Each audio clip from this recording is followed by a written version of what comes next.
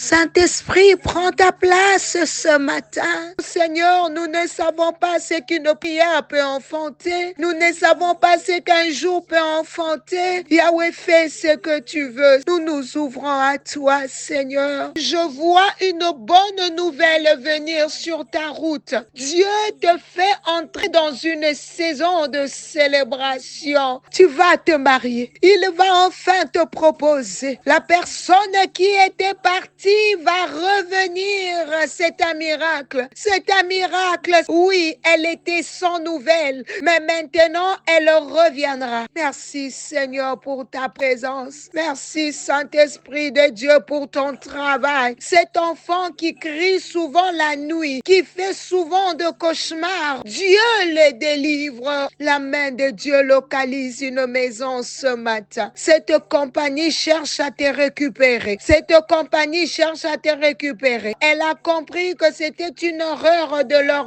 part. Dieu t'a justifié. Ils vont te récupérer, mais avec une belle offre. Maman, tu ne partiras pas. Tu ne sortiras pas de cette maison. Quelque chose va se passer, fera que tu restes dans ton foyer. Dieu voit ta peine. Il touchera ton mari. On ne te remplacera pas. Elle lâchera ton mari. Il reviendra vers toi et les enfants. Oui, Dieu voit. Saint-Esprit, souffle ce matin. Tu ne vois pas que cette somme d'argent t'a enlevé la paix? Alors va la remettre à son propriétaire pour regagner la paix. Si la voix du Seigneur vient de te parler, commence à le remercier. Élève ta voix. Merci Seigneur, parce que tout le jour ne se ressemble pas. Merci pour ce matin. Merci Saint-Esprit. Bien-aimés, nous continuons avec les obstacles de l'évangélisation. Prends ta Bible dans Luc 9, verset 1, un verset que nous connaissons tous. La Bible dit, Jésus ayant rassemblé les 12, leur donnant force et pouvoir sur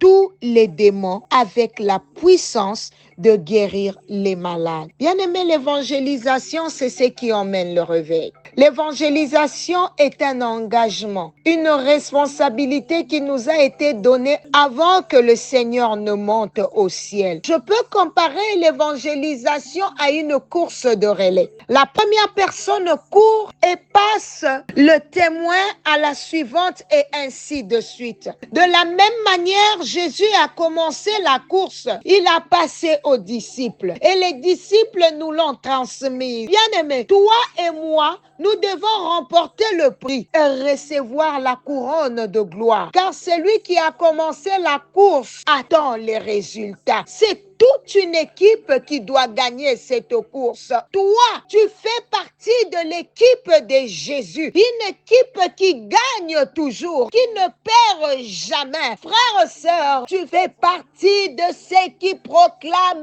que l'évangélisation ne se limite pas à la théorie, mais une pratique active de ce que le Seigneur nous demande de faire. Dieu nous a donné le temps d'énumérer de nombreux points sur les obstacles de l'évangélisation. Comme Luc 9, 1 nous le dit, le Seigneur ne nous envoie jamais sans nous préparer. C'est pourquoi dans sa parole, il explique qu'avant de nous envoyer en mission, il nous a déjà équipés. Luc 10, 3 nous dit, je vous envoie comme des agneaux au milieu de loups. Il sait qu'en tant qu'agneaux, nous sommes plus petits que les loups. Il ne nous enverrait pas dans un endroit où nous serions tués. Pour compléter la parole de la Bible, il a rassemblé les 12 apôtres. Parmi eux, toi, tu étais représenté. Il leur a donné force et pouvoir sur tous les démons. Ainsi, il t'envoie comme un agneau au milieu de loups. Mais t'équipe de sa force et de son pouvoir afin que tu puisses dominer ces esprits. Il nous donne la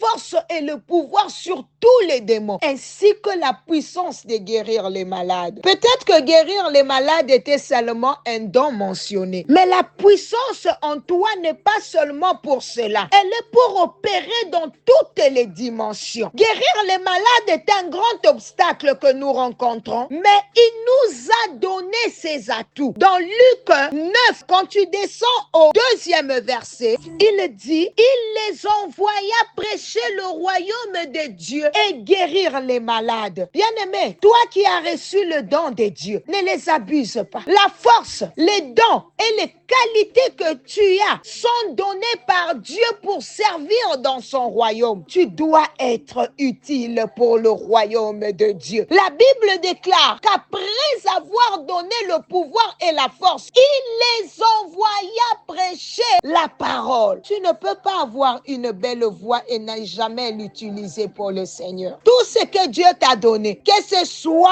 l'intelligence, l'éloquence, les téléphones que tu as ou la voiture, c'est pour la gloire de Dieu. Ne refuse pas de rendre service avec ce que Dieu t'a donné. Ta voiture, par exemple, pourrait être parmi les frais de mission que Dieu t'a accordés. Regarde l'histoire de Dorcas. Toutes les veuves pleuraient en montrant à Pierre les tuniques et les vêtements qu'elle confectionnait pour elle. Les dons peuvent parler même dans ton silence. Si un malheur t'est arrivé, y aura-t-il des gens pour parler en ta faveur devant Dieu? Je te laisse avec cette question. Nous continuerons demain par la grâce de Dieu, là où nous nous sommes arrêtés. Je prie que Dieu te bénisse et te fortifie en attendant notre prochaine rencontre demain. Comme vous le voyez sur notre affiche, nous nous retrouverons demain à 23h juste, heure du Canada et des États-Unis. Et samedi à 4h juste, heure de Kinshasa, ou 5h juste, heure de l'Europe et de l'Afrique du Sud. Notre thème sera « J'accepte l'abondance